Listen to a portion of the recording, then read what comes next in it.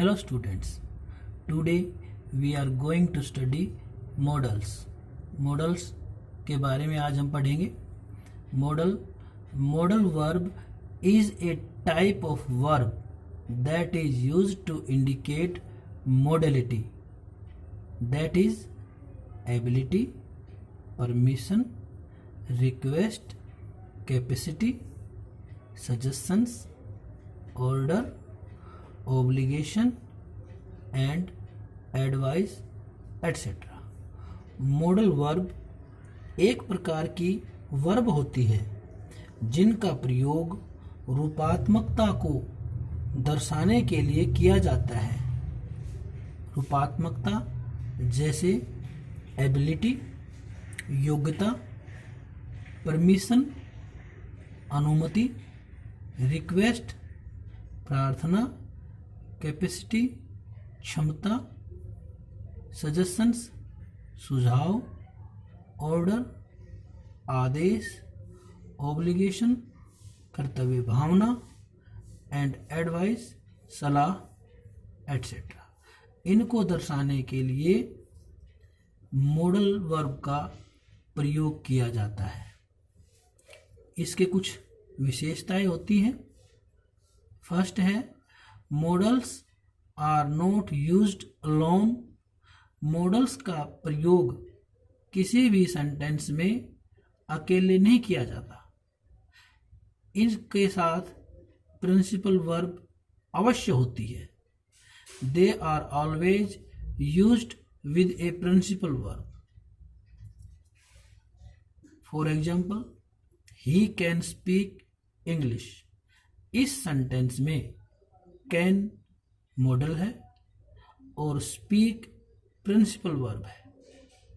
इस principal verb के साथ ही इस मॉडल का यूज हुआ है, अर्थात बिना प्रिंसिपल वर्ब के मॉडल का यूज किसी भी सेंटेंस में नहीं होता. दूसरी फीचर है इसकी, modals are always followed by verb first. अर्थात मॉडल्स के साथ हमेशा वर्ब की फर्स्ट फॉर्म ही प्रयोग होती है, प्रेजेंट फॉर्म ही लगती है. जैसे यू शुड वर्क हार्ड. इस सेंटेंस में हेल्पिंग वर्ब के रूप में यहाँ पर मॉडल का प्रयोग हुआ है शुड, और जो वर्ब है वो है वर्क, वर्ब की फर्स्ट फॉर्म. अब हम विस्तार से मॉडल्स के बारे में पढ़ेंगे एक एक करके. पहले है कैन का प्रयोग. कैन का अर्थ होता है सकता है, सकती है, सकता हूं. इसका प्रयोग एबिलिटी योग्यता, कैपेसिटी क्षमता, परमिशन अनुमति लेने या देने के लिए, पॉसिबिलिटी संभावना को व्यक्त करने के लिए किया जाता है. जैसे आई डैश स्पीक इंग्लिश. मैं इंग्लिश बोल सकता हूँ. इस सेंटेंस में मेरी योग्यता बताई है. योग्यता बताने के लिए हम कैन का प्रयोग करते हैं. He can climb up a tree. वह एक पेड़ पर चढ़ सकता है. उसके अंदर पेड़ पर चढ़ने की क्षमता है. इस सेंटेंस में उसकी कैपेसिटी बताई है, इसलिए हम यहाँ पर है मॉडल कैन का प्रयोग करेंगे. अगला है can I use your pen. क्या मैं आपका पेन प्रयोग कर सकता हूँ. इस सेंटेंस में अनुमति ली गई है. जब हम अपने फैमिली मेंबर से या अपनों से छोटे से परमिशन लेते हैं तब हम कैन का प्रयोग कर सकते हैं. नेक्स्ट है यू कैन गो होम. तुम घर जा सकते हो.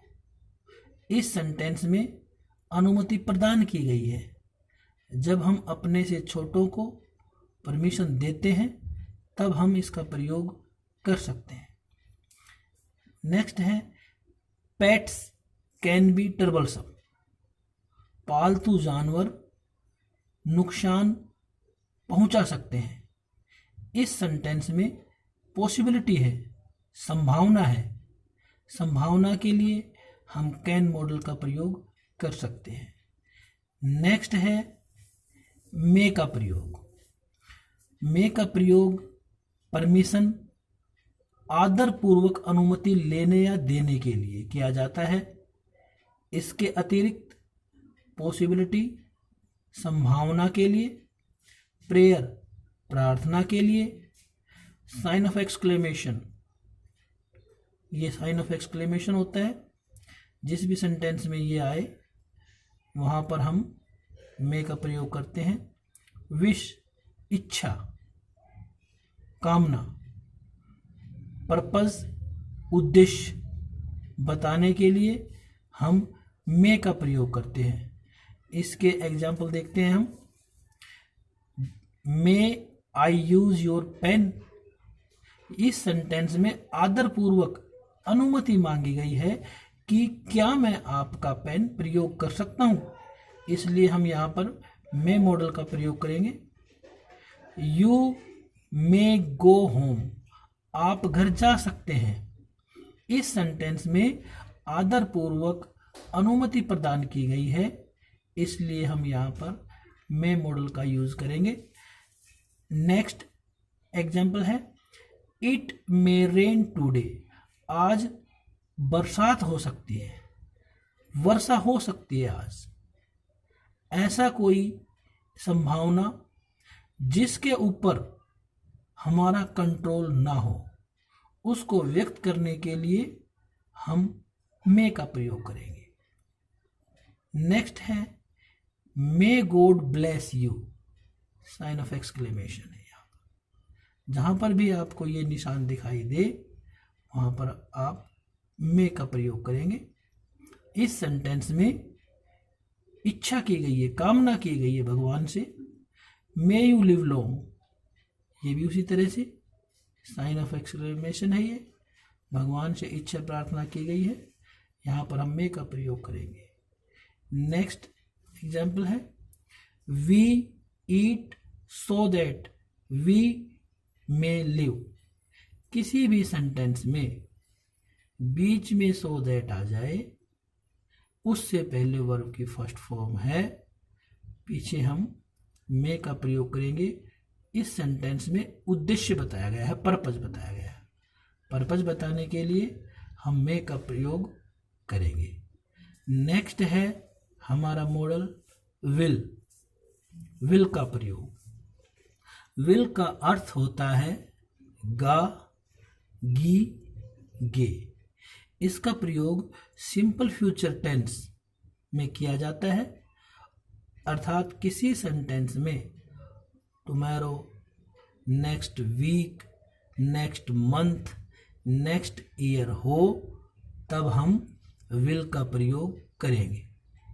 इसके अतिरिक्त इनविटेशन, निमंत्रण, पोलाइट रिक्वेस्ट, विनम्र प्रार्थना, विलिंगनेस, स्वेच्छा, सहमति को व्यक्त करने के लिए भी विल का प्रयोग किया जाता है। जैसे देखते हैं he will go to Delhi tomorrow. Tomorrow आ गया इस सेंटेंस में, फ्यूचर की बात बताई गई है। वह कल दिल्ली जाएगा। सिंपल फ्यूचर टेंस में हम विल का प्रयोग करेंगे। नेक्स्ट है Mohan will come to India next month. इस सेंटेंस में नेक्स्ट मंथ आ गया, इससे पता चला कि ये फ्यूचर की बात है। सिंपल फ्यूचर टेंस में हम विल का प्रयोग करेंगे। नेक्स्ट है will you have a cup of coffee with me. इसमें इनविटेशन है, निमंत्रण है। क्या आप मेरे साथ एक कप कॉफी लेंगे? निमंत्रण देने के लिए, अर्थात विनम्र प्रार्थना के लिए हम विल का प्रयोग कर सकते हैं। नेक्स्ट है will you please tell me the way to the railway station. क्या आप मुझे रेलवे स्टेशन का रास्ता बताएंगे। इस सेंटेंस में प्लीज आ गया, विनम्र प्रार्थना की गई है। विनम्र प्रार्थना के लिए हम विल मॉडल का यूज करेंगे। नेक्स्ट है I will do this work for you. मैं तुम्हारे लिए इस काम को करूंगा। इसमें स्वेच्छा या सहमति को बताया गया है। जब किसी सेंटेंस में स्वेच्छा या सहमति बताई जाए तब हम विल मॉडल का प्रयोग करेंगे। नेक्स्ट आता है सेल। सेल का अर्थ भी गा गे गी होता है। सामान्य फ्यूचर टेंस में आई और वी सब्जेक्ट के साथ हम इसका प्रयोग करते हैं। इसके अतिरिक्त पेशकश करने के लिए, ऑफर देने के लिए सेल का प्रयोग किया जाता है। सजेशन सुझाव देने के लिए, प्रपोजल प्रस्ताव के लिए हम सेल का प्रयोग करते हैं।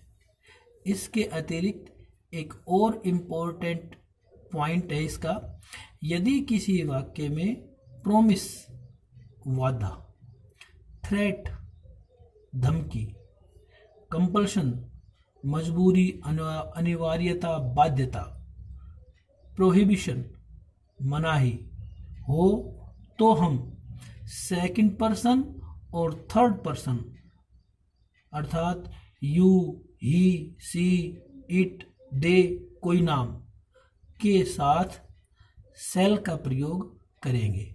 जैसे उदाहरण देखते हैं सेल के, I shall go to Delhi next week. अगले सप्ताह मैं दिल्ली जाऊंगा। सिंपल फ्यूचर टेंस है, आई सब्जेक्ट है, इसके साथ हम सेल का प्रयोग करेंगे। नेक्स्ट है इसका shall I carry your bag. क्या के लिए हम सेल का प्रयोग करेंगे। Shall we go to cinema tomorrow. क्या हम कल सिनेमा देखने जाएंगे। इस सेंटेंस में प्रपोजल रखा गया है, इसके लिए हम सेल का प्रयोग करेंगे। You shall be given a prize for your hard work. इसमें वादा किया गया है कि तुम्हें तुम्हारी कठिन मेहनत के लिए एक प्राइज दिया जाएगा। और यहाँ पर जो सब्जेक्ट है वो सेकंड पर्सन है।